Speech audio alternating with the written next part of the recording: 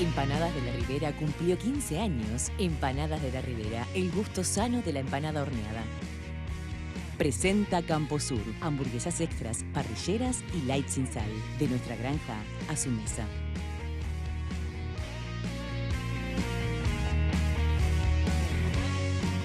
Estamos hablando de los efectos, de las consecuencias que puede traer en los niños, en las niñas, en los adolescentes, haber pasado por situaciones de abuso sexual, en especial a partir de un caso que conocimos en Rocha, de un hombre abusador que fue condenado con 16 años de prisión.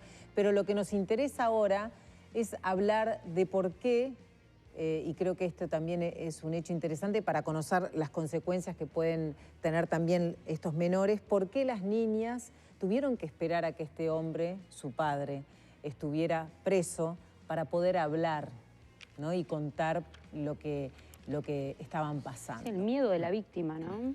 El miedo de la víctima, que es algo que aparece muchísimo más cuando la víctima es la más inocente, que es el infante, ¿no? ¿Verdad? Nosotros no tenemos que perder de vista, que era un poco lo que hablábamos entre todos ahora en el corte, de que en realidad el abuso sexual infantil es un secreto a voces dentro del núcleo familiar. O sea, los adultos tienen conocimiento, pueden, por un lado, tener conocimiento consciente y, por otro lado, tener conocimiento inconscientemente hablando y negarlo, diríamos, y no poder verlo por una cuestión también de angustias, ¿no? ¿Verdad? Muchas veces pasa que nos encontramos con figuras, por ejemplo, la mayoría de las veces maternas, sí, que dicen no puedo creer lo que está pasando, pero no es porque no quieran creerlo, sino porque en realidad no se pueden hacer cargo del horror que significa tomar conciencia de que hay una situación de abuso sexual en sus núcleos familiares. Pero también puede pasar que no sepa nada la también madre, puede pasar o que no el padre sepa no sepa sí. nada, ¿no? Igual a nivel clínico siempre se maneja que en realidad esto de no saber nada es como relativo, entre comillas. Entiendo. Esto no es para culpabilizar, por supuesto, ¿no? ¿Verdad? Pero digo, o sea, siempre a nivel de un registro inconsciente se maneja algún tipo de sospecha y demás. ¿Y qué pasa con esos menores que no pueden enfrentar esta situación? Sí. ¿Qué pasa en esa práctica del abusador, digamos? Sí, incluso creo que trasciende, ¿no? Si yo no recuerdo mal, las cifras de violencia de género siempre han llamado mucho la atención el subregistro de violencia sexual, ¿no? Siempre ha llamado mucho el registro de cómo podrás denunciar de repente violencia intrafamiliar y no va asociada muchas veces de violencia sexual, porque hay algo, ¿no?, de la autorrepresión en contarlo, porque hay una cuestión que tiene que ver también con cómo abordamos la sexualidad, el placer, cómo eso, ¿no?, acompaña el crecimiento de nuestros niños y niñas, cómo se maneja eso en la familia, cuántos tabúes, muchas veces prejuicios hay. Es cierto que llama mucho la atención, incluso antropológicamente hablando, cómo el tabú del incesto no funciona, ¿no? El incesto, que es un tabú que casi en la gran mayoría de las culturas de la civilización humana es de los acuerdos sociales, ¿no?, que se establecen. Exacto. Hay un límite clarísimo. ¿No? El tema del tabú en estas cuestiones no funciona. Y sabemos poco de los varones. Yo insisto, necesitamos saber más, porque además las situaciones de abuso sexual, cuando se denuncian, mayoritariamente el perpetuador es varón, ¿no? A veces las mujeres pueden cumplir un rol de ocultamiento o de negación o de resistencia, pero los perpetuadores en general son varones. Creo que necesitamos hablar mucho más.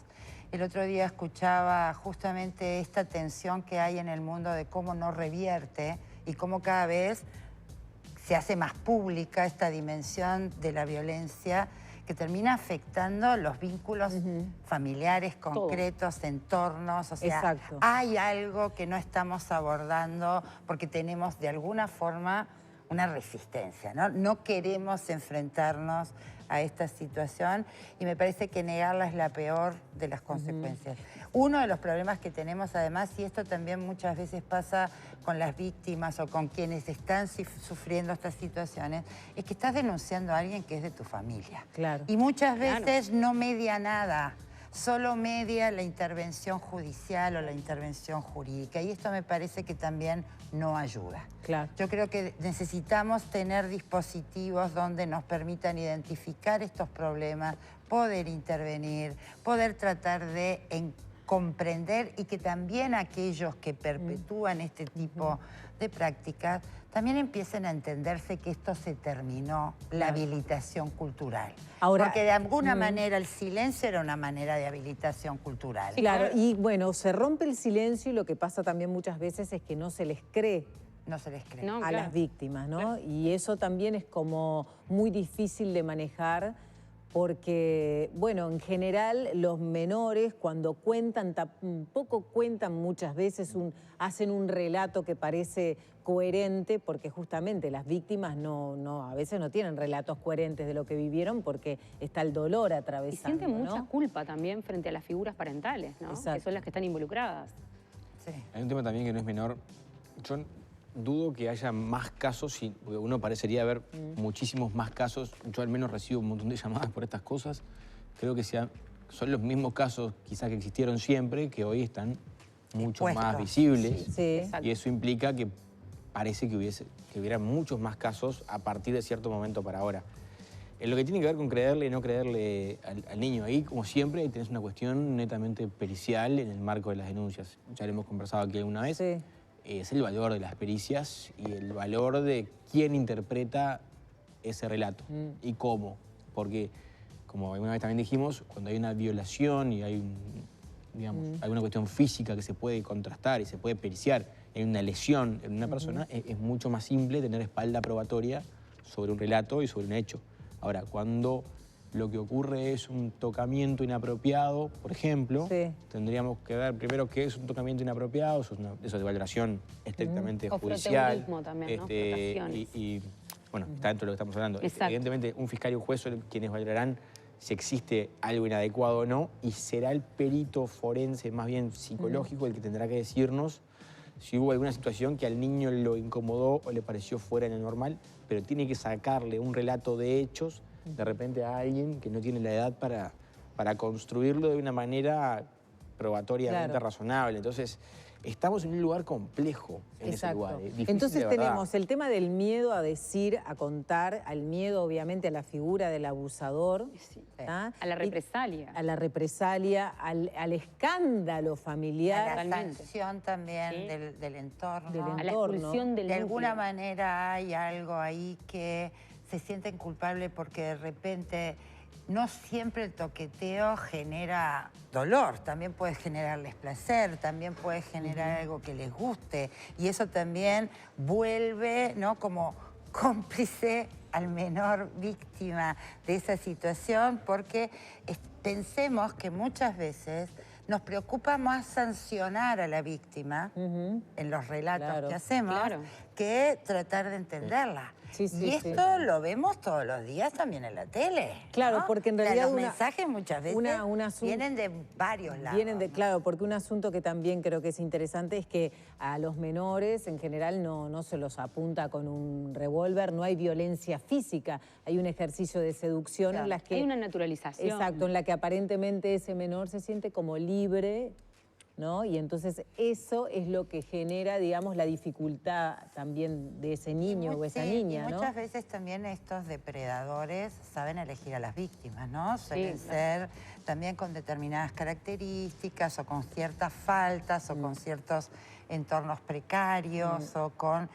Precarios no solo materialmente, ¿no? También pueden ser precarios afectivamente, están mucho tiempo solos, están inhibidas o están mal. O sea, en eso también es cierto entender que hay un depredador que... Y además que hasta hace muy poco tiempo esto no lo identificábamos como delitos, ¿no? Teníamos también alguna dificultad no ha cambiado para entenderlo. No ha cambiado la descripción legal, eso sigue igual. Quizá cambió la forma en que nosotros lo vemos, pero la descripción legal está igual. Otra cosa que no menor... Sí, pero mirá que Ojeda, te juro, en serio, yo el día que me enteré que fue recién en el 2007 que se radica el artículo de un violador que ofreciéndole matrimonio a la violada reducía a su víctima, lo exonerada. Más ofreciendo casándose. Sí.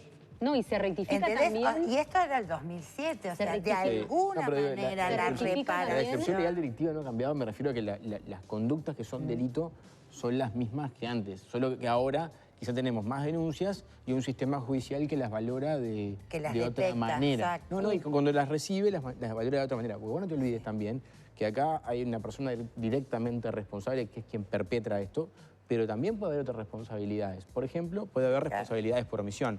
Nosotros hoy tenemos un artículo 3 del Código Penal que dice que todos los resultados que yo estoy obligado a impedir y no impido, equivale a cometerlos. O sea que, por ejemplo, si yo soy una madre de un niño que está siendo abusado constantemente y yo lo sé y lo permito, yo puedo ser responsable por omisión del mismo delito que quien lo perpetra. Claro. O sea, soy autor de un delito de violación, de atentado violento al pudor, en comisión por omisión. Entonces, hasta por su propio bien utilitario, las madres tienen la responsabilidad de hacer actos tendientes a evitarlo. Claro. Acá hay un mensaje que dice: mi hija sufrió abuso por parte del esposo de la madrina y no se animaba a hablar porque la tenía amenazada. Claro. En eso, ¿no? Pero también hay algo que es importante y yo quiero expresar, que es que en el ámbito clínico lo que aparece mucho, y ahora poniéndonos en el lugar de la voz de la víctima infantil, es el miedo a que los dejen de querer. Y el miedo a que los excluyan de su núcleo familiar. En realidad lo primero que aparece en las voces de estos niños de 4 o 5 años en adelante es eso. Tengo miedo de que el abusador, por ejemplo, si tanto sea la figura que sea del ámbito querido, me deje de querer o no me quiera más, o me abandone o me deje. Entonces yo creo que este elemento es muy importante, no solamente para que se tenga en cuenta desde el punto de vista técnico por colegas, sino principalmente por el núcleo familiar, que le dé confianza al niño, contención, para, bueno, darle la confianza, valga la redundancia, necesaria para que se anime, diríamos, a veces poder los hablarnos, entornos ¿no? son complicados, ¿no? Claro. En este caso, este señor estaba preso por violencia doméstica Obvio. familiar, ¿no? Siempre o sea, hay también violencia. muchas veces tenemos que ver cuáles son los entornos familiares, y por eso sería bueno también que hubiese otros dispositivos, que la escuela fuera un lugar de dispositivos. Yo leía hoy que justamente en Argentina están apareciendo niñas que pueden denunciar en la escuela luego de haber tenido educación sexual. Bueno, en eso estamos, ¿no? Y en eso me parece que una gran es donde carencia. tenemos que ver los mecanismos, porque a veces la familia ni es el entorno seguro para esos niños y niñas, pero tampoco lo es para esa mujer, ni para cualquiera que esté en una situación intrafamiliar de violencia de género. Te lo dicen ellos mismos. Tenemos que terminar. Sí, no, pero Andrés. quizás es más importante sacar a la persona que está expuesta, niño, niña o adulto, que el castigo penal que le pueda caer al abusador. O sea, salir de la situación, bueno, lo inmediato, ¿no? Que salga de la situación de abuso, pueda estar un poco a salvo y después resolvemos todo con más tranquilidad. El tema es cuando tenemos que resolver con la situación incambiada. Está claro. Sí, señor. Muchas gracias por acompañarnos. Nos ustedes. encontramos en estos días. Gracias. Antes de la pausa, les quiero decir que Helpline ofrece el teléfono ideal para los adultos mayores o personas que viven solas. Nos vamos a la pausa y a la vuelta están con nosotros Fiorella Buceta y Pata Kramer para hablar de este nuevo espacio en el Frente Amplio que tiene una agenda feminista y una agenda inclusiva. Ya venimos.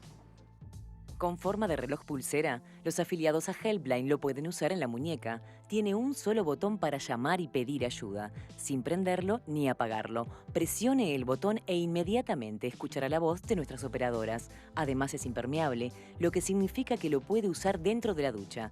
Helpline, siempre junto a usted, al alcance de un botón.